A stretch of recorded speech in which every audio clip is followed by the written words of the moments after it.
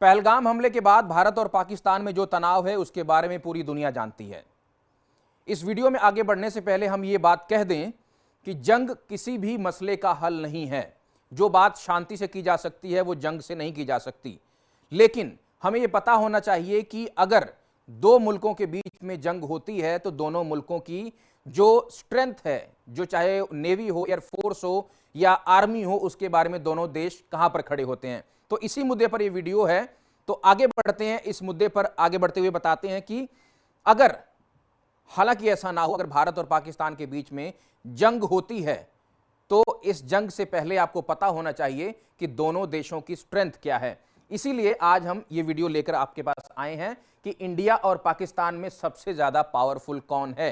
ये आर्मी के रूप में भी हो सकता है, एयरफोर्स के रूप में हो सकता है और नेवी के रूप में भी हो सकता है। और अंत में न्यूक्लियर के मामले में भारत कहां पर है और पाकिस्तान कहां है न्यूक्लियर हथियारों के मामले में। तो चलिए शुरू करते हैं। पावरफुल कौन है? तो आर्मी की बात करें, भारत और पाकिस्तान की आर्मी का हमने यहां पर कंपैरिजन लाने की कोशिश की है कि दोनों देशों में आर्मी कितनी मजबूत है और कौन सा देश आगे है। तो भारत की बात करें तो आर्मी के मामले में भारत इस समय 12.5 लाख जो सैनिक हैं भारत की आर्मी के पास हैं। उसके कंपैरिजन में पाकिस्तान में यह गिनती 6.5 लाख से थोड़ी सी ज्यादा है। यानी भारत के मुकाबले पाकिस्तान की जो आर्मी है वो आधी है इस समय। इसके बाद बात करें पैरामिलिट्री फोर्सेस की। पैरामिलिट्री फोर्सेस का मतलब BSF, CRPF, CISF, SSB, ITBP, ये सब जो हमारी फोर्सेस हैं उनको पैरामिलिट्री फोर्सेस कहा जाता है। इसकी गिनती भारत के पास 25 लाख यानी 2.5 मिलियन इस समय भारत के पास इसकी गिनती है। और पाकिस्तान के पास इसकी गिनती कितनी हुई? 5 लाख, यानी कि 5 गुना कम है पैरामिलिट्री फोर्सेस। पैरामिलिट्री फोर्सेस का मतलब कि भारत में जो बीएसएफ है, आपने देखा होगा पाक रेंजर्स जो सरहदों पर खड़े होते हैं बीएसएफ के सामने, उनको पाक रेंजर्स बोला जाता है, वो पैरामिलिट्री फोर्स में आते हैं। उनकी गिनती 5 लाख है। इसके बाद 11.5 लाख रिजर्व फोर्स है। भारत में टेरिटोरियल आर्मी है और भी बहुत सारी संस्थाएं हैं जिनको ट्रेन किया जाता है कि अगर जंग में आपकी जरूरत पड़ी तो आपको बुलाया जा सकता है। तो ये रिजर्व फोर्सेस हैं, अगर वहां पर जरूरत पड़ी तो इनको भेजा जा सकता है, इसलिए इसको रिजर्व फोर्सेस कहा जाता है। पाकिस्तान में यह गिनती 5.5 लाख है। इसके बाद बात करते हैं जिसकी बात अक्सर होती है, तोप और टैंकों की। तो टैंक की बात कर लेते हैं। भारत और पाकिस्तान के बीच टैंक का कंपैरिजन करें तो भारत के पास 4000 से ज्यादा टैंक्स इस समय मौजूद हैं, जिसमें भीष्म है, अर्जुन है, जिसके बारे में आप सुनते होंगे, गूगल कर लीजिएगा, आपको ज्यादा पता चलेगा। इसके बाद पाकिस्तान के पास ये गिनती जो है वो 2600 है, यानी 1400, करीब 1400 टैंक कम है भारत के मुकाबले पाकिस्तान के पास। करीब 1.5 लाख आर्मर्ड व्हीकल्स हैं और पाकिस्तान के पास आर्मर्ड व्हीकल्स की गिनती 17,000 से कुछ ज्यादा है। अब आर्मर्ड व्हीकल्स की क्या बात हुई? आर्मर्ड व्हीकल्स वही होते हैं जब कोई हमला होता है, खास तरह के जो वाहन बनाए जाते हैं, खास तरह के जो छोटे वाहन बनाए जाते हैं उन पर बंदूकें तान दी जाती हैं या उनको रॉकेट लॉन्चर के रूप में यूज किया जाता है, या अलग अलग तरह के, इनके प्रकार अलग अलग होते हैं, जिनकी गिनती भारत के पास करीब 1.5 लाख है और पाकिस्तान के पास बहुत ही कम है। तो इस मामले में पाकिस्तान को धूल चटा सकता है भारत। तो आर्मी की कंपैरिजन हमने बताया कि किस हिसाब से भारत की आर्मी पाकिस्तान की आर्मी के मुकाबले मजबूत है। अब आगे बढ़ते हैं। इन दोनों देशों का हमने आर्मी का दिखाया, अब आगे दिखाते हैं आपको एयरफोर्स के मामले में भारत और पाकिस्तान कहां पर खड़े हैं। हवाई फौज के मामले में भारत और पाकिस्तान की जो गिनती है वो भी काफी दिलचस्प है, इसके बारे में आपको जानना जरूरी है। एयरफोर्स के मामले में अगर मैन पावर की बात करें, यानी कि इसके जो एक्टिव लोग हैं इन दोनों सेनाओं में, दोनों देशों की सेनाओं में, उनकी गिनती कितनी है? तो 1,35,000 से ज्यादा यह गिनती है भारत के पास और 70,000, करीब आधी पाकिस्तान के पास है एयरफोर्स की जो स्ट्रेंथ की हम बात करें। उसके बाद टोटल एयरक्राफ्ट की अगर हम बात करते हैं तो इस समय भारत के पास 2200 से ज्यादा एयरक्राफ्ट हैं और पाकिस्तान के पास इसकी गिनती करीब 1400 है।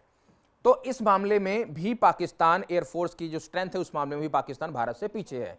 फाइटर एयरक्राफ्ट की बात करें, जो लड़ाकू जहाजों की अगर हम बात करें तो 500 से ज्यादा गिनती भारत के पास है और 328 गिनती जो है वो पाकिस्तान के पास है। तो यहां भी पाकिस्तान भारत से पीछे। अगर दोनों देशों की जंग लगती है तो भारत का पलड़ा हमेशा भारी होगा। डेडिकेटेड अटैक एयरक्राफ्ट, ऐसे एयरक्राफ्ट जो सिर्फ और अटैक करेंगे और वापस आएंगे, ऐसे गिनती जो है भारत के पास उसकी गिनती 130 है। पाकिस्तान के पास ये गिनती कितनी है? 90 गिनती है पाकिस्तान के पास। उसके बाद हेलीकॉप्टर्स की बात करें तो हेलीकॉप्टर्स में भारत की गिनती 900 से ज्यादा है। ये हमने वो आंकड़े बताए हैं जिसके बारे में मोटी मोटी जानकारी है, लेकिन एग्जैक्ट जानकारी आपको पता है कि कोई भी सरकार साझा नहीं करती है, लेकिन ये अंदाजा है, इसी के आसपास ये नंबर होना चाहिए। इसके बाद हेलीकॉप्टर की गिनती पाकिस्तान के पास 400 भी पूरी नहीं है। अटैक हेलीकॉप्टर्स 80 हैं और पाकिस्तान के पास इनकी गिनती 57 है।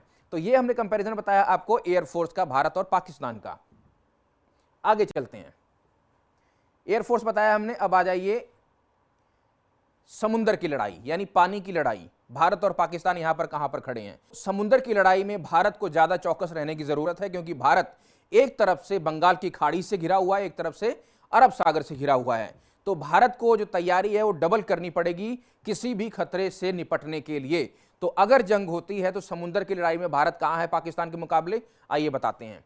तो 1,20,000 से ज्यादा जो हमारी मैन पावर है एक्टिव या रिजर्व, भारत की गिनती यह है। सिर्फ 35,000 से थोड़ी ज्यादा पाकिस्तान की यह गिनती है। मतलब कि पाकिस्तान मैन पावर के मामले में नेवी में भारत से कहीं पीछे है।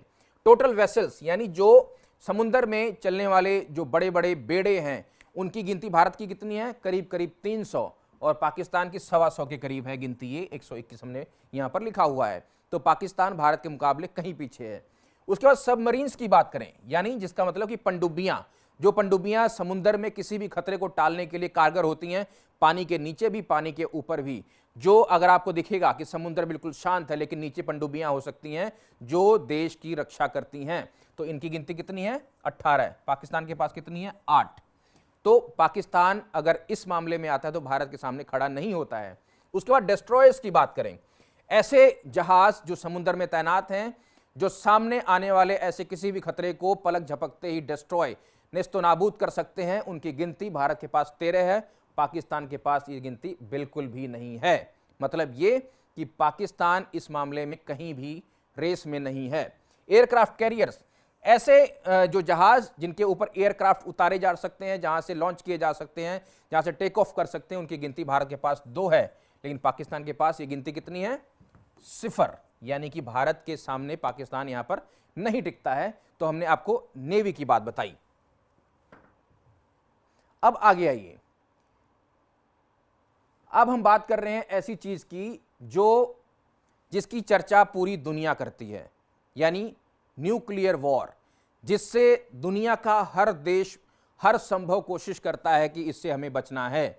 और हम भी यही कहेंगे कि जंग तो पहली बात होनी नहीं चाहिए। अगर जंग होती है तो कम से कम जो हालात हैं यहां तक ना पहुंचे। तो न्यूक्लियर पावर की हम बात करें तो दुनिया का हमने ये नक्शा आपके सामने रखा। इस नक्शे में आपको पता है कि यूएसए सबसे ऊपर है, यूके, फ्रांस, इजराइल, उसके बाद बारी किसकी आती है? पाकिस्तान और इंडिया की। एशिया का रीजन जिसमें ये दोनों देश इतने नजदीक हैं कि अगर ये लड़ाई हो जाती है तो सोचिए आपकी हमारी कल्पना से भी आगे का नुकसान हो सकता है। अमृतसर से अगर आप बात करें, जैसलमेर से अगर आप बात करें, तो पाकिस्तान में पैदल भी चलकर जाया जा सकता है, साइकिल से भी जाया जा सकता है। तो सोचिए अगर इन दोनों देशों में न्यूक्लियर वॉर तक की बात पहुंचती है तो इस रीजन का क्या होगा? भारत से लेकर पाकिस्तान की इस रीजन का क्या होगा? तो कोशिश यही रहे कि यहां तक बात ना पहुंचे। चाइना आपके पास पता है कि एशिया में पड़ता है, यहां पर भी इसके पास तो न्यूक्लियर पावर का भंडार है ही, आप सबको मालूम है, भारत और पाकिस्तान के पास भी है। तो ये हमने आपको बताया। अब आगे बढ़ते हैं कि गिनती के मामले में भारत और पाकिस्तान कहां हैं?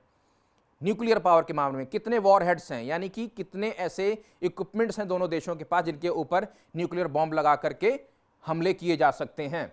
तो आइए इस पे दिखाते हैं आपको न्यूक्लियर पावर। न्यूक्लियर पावर में इस समय भारत और पाकिस्तान की गिनती, जो इनके पास न्यूक्लियर पावर है, वो चाइना से तो कम से कम बहुत आगे। देखिए चाइना का ग्राफ देखिए कहां तक पहुंच रहा है। लेकिन ये दोनों ग्राफ जो हैं ये भारत और पाकिस्तान के हैं। भारत में इस समय अंदाजन 170 से ज्यादा न्यूक्लियर वॉर हेड्स हैं, जिनको परमाणु बम आप कह सकते हैं, अलग अलग तरह के, अलग अलग कैपेसिटी के। वो भारत के पास 172 है और पाकिस्तान के पास कितने हैं? 170। इसीलिए लोग कहते हैं कि न्यूक्लियर वॉर जो है इससे हमें बचना है और अंत तक बचे ही रहना चाहिए।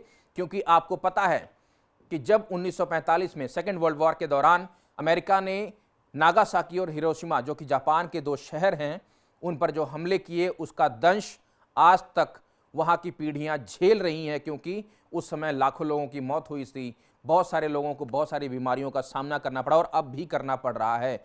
इसलिए दुनिया का कोई भी देश जो समझदार देश होगा वो कभी भी नहीं चाहेगा कि ये जो न्यूक्लियर वॉर है ये हो, ये बिल्कुल वॉर नहीं होनी चाहिए। तो खैर इस वीडियो में इतना ही, लेकिन वीडियो खत्म करने से पहले आपको ये बात जरूर बता दें कि किसी भी मुद्दे का पूरी दुनिया इस बात की गवाही भरेगी, किसी भी मुद्दे का हल शांति हो सकता है, बातचीत हो सकती है। जंग हमेशा बर्बादी लेकर आया है, वो आर्थिक तौर पर भी हो सकता है और आपका फिजिकल तौर पर भी जो जंग है वो नुकसान ही लेकर आती है। इसलिए जंग किसी मसले का हल नहीं हो सकती।